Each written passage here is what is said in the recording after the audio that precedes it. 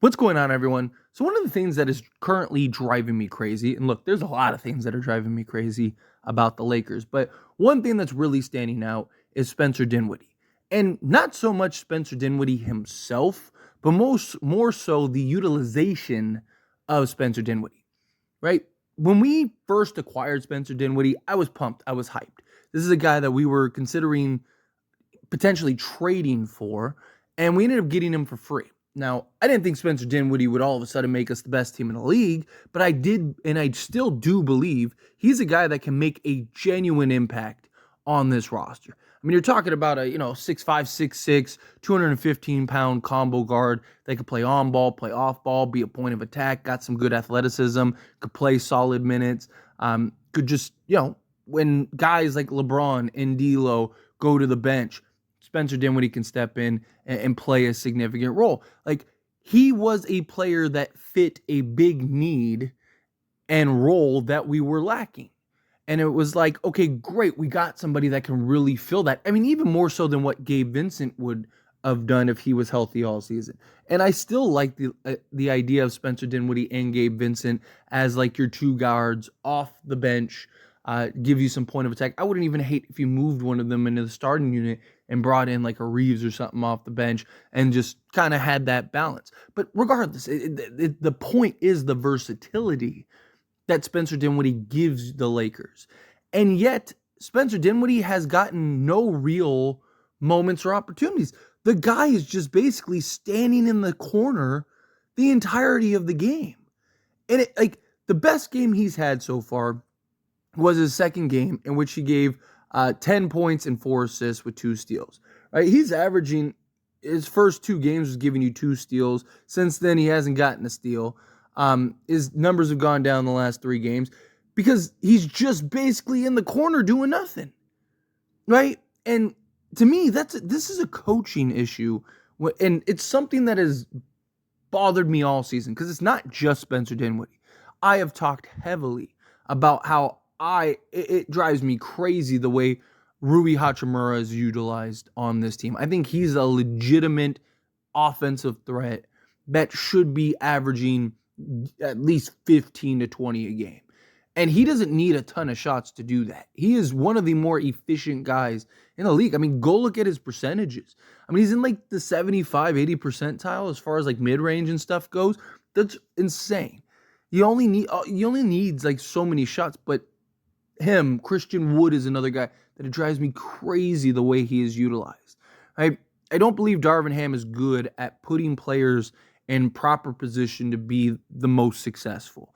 And that to me is a real problem. But Darvin Ham chimed in on Spencer Dinwiddie. Here's what he had to say. Spencer is a high IQ, smart, intelligent human and basketball player, Ham said. So yeah, you're going to go through that process when you come into a new situation, that process of discovery. We just told him to be aggressive, attack when you're able to attack, and continue to learn the system. It was good to get a good film session in with him in town. It was good to get him caught up to speed on some of the terminology and lingo, again, emphasizing how we want to play, as well as refreshing our guys that have been here. But I'm not worried about Spencer. He's going to figure it out. We're going to figure it out and help put him in position. Let me say that again. We're going to figure it out and help put him in position where he can be ultra successful. I haven't seen it yet, right? But, don't worry, we're going to continue this rant in a moment. But Darvin Ham also added on the defensive side of things, right? He said, solid. He's been solid. He's a big guard. He's trying. He's competing. Again, just knowing the schemes and where he's supposed to be and all that is coming along. But overall, I think he's been good. Again, this is specifically about his defensive impact. So he said, put him in position. And that's the key part. That's why I reiterated that and keep touching on that or harping on that. Because what position are you in to have success when your only role is basically just standing in the corner or continuing to push the ball for the continued pass, right? For the swing pass. Those kind of things, I just don't know how you're supposed, like, Taurean Prince, sure, right? Like that's his role. He's that corner 3 guy. But a guy like Spencer Dinwiddie fills such a huge need. So one of the big issues the Lakers have had all season is when LeBron and D'Lo go to the bench. Austin Reeves, for the most part, has basically been a third playmaker. And he's had success in some spots, not so much success in other spots. He's just not there yet, right? It doesn't mean he can't get there at some point. But like for what you need, especially come the postseason, like a guy that's actually running his own unit or whatever, Austin Reeves he's just not there yet. The eye test, the numbers, everything backs it up. Again, big difference between a guy that can make a play and a guy that is an actual playmaker. Right? Great example, the Warriors game. Anthony Davis, 2 separate times in like a 10-play example. Anthony Davis, who was dominating that matchup, had a clear mismatch. One time it was against Pod, one time it was against Moody.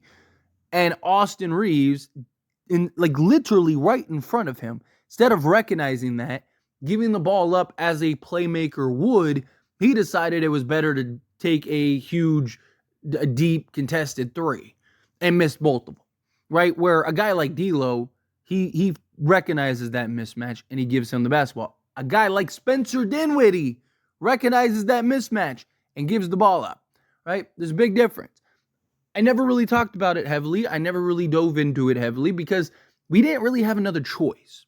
It was like, I'm not going to criticize Austin Reeves for playing a role that he just clearly isn't ready for that yet. Again, that doesn't mean he can't in some spots. It doesn't mean he can't get there. I'm not saying he should never do that, right? Again, there's times, there's moments for everything. But to have him running his own unit, go look up those units where Austin Reeves is basically the only ball handler. They're some of our worst units. The offense is just terrible because there's no real flow. Again, he's not a playmaker. He can make plays. He can find the open man. He can find the occasional cutter.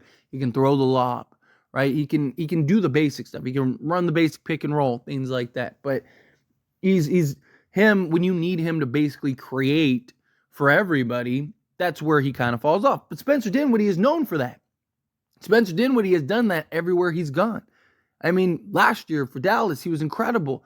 And then he followed that up by going to the Brooklyn Nets. I'm not talking about this season. He's terrible this season. But last season, he goes and gets traded to the Nets.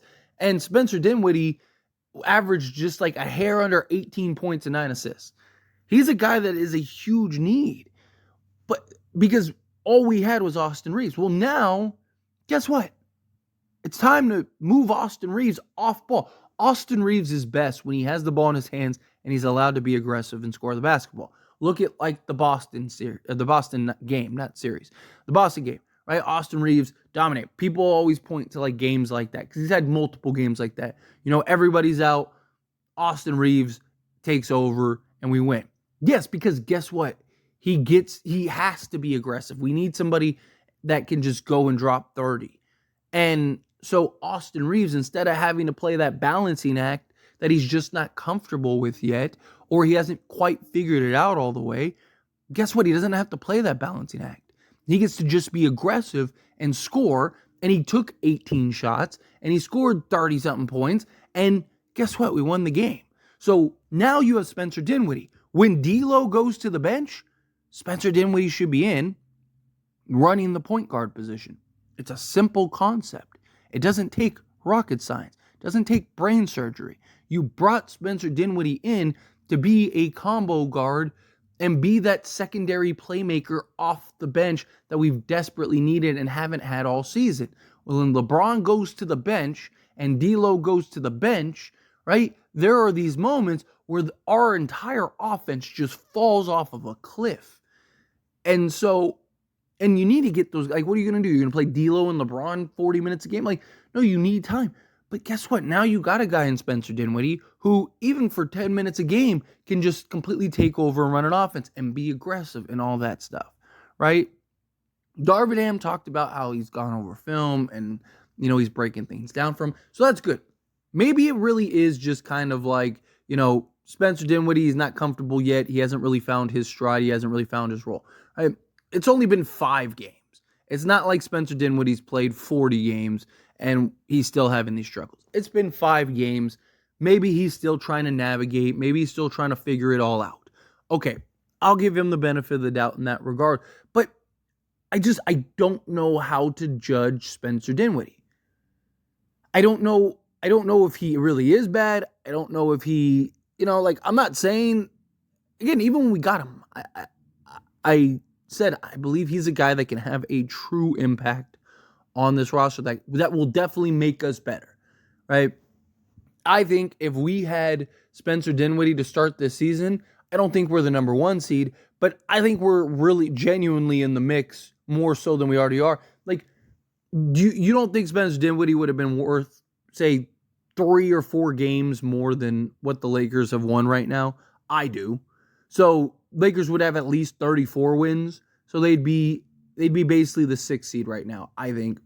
5th or 6th seed if they had Spencer Dinwiddie start to finish.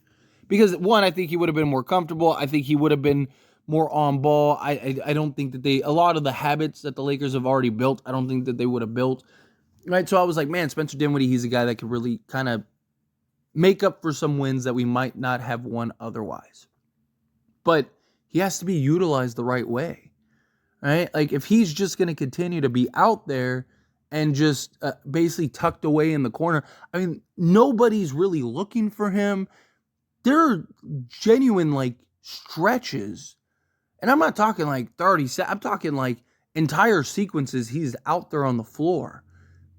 And it's like he's not even there. It's like the Lakers are playing 4-on-5. There's no movement from him. He's just tucked in the corner. And again, Darvin Ham says, finding his spots, knowing where he's supposed to be.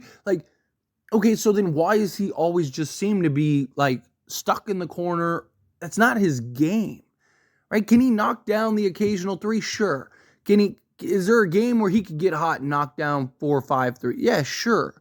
But it's not what he's best at. It's not how you're going to get the most success out of Spence. But it's just frustrating to me. Anyway, as always, this is a discussion. Pass a question on you. Let me know your thoughts and opinions down in the comments below. Do you agree with my points? Disagree with my points? What did you think of what Darvin Ham said? Does it frustrate you like me? Do you go, no, I get it, I understand. Again, however you feel, whatever your thoughts are, love to hear it. Let me know down in the comments below. That being said, if you haven't liked this video, hit that like button. Helps me a lot. Helps me to enjoy these types of videos. Truly appreciate it. Not subscribe to the channel, hit that subscribe button. Turn on the bell notifications. Appreciate y'all. See you in the next one. Thank you.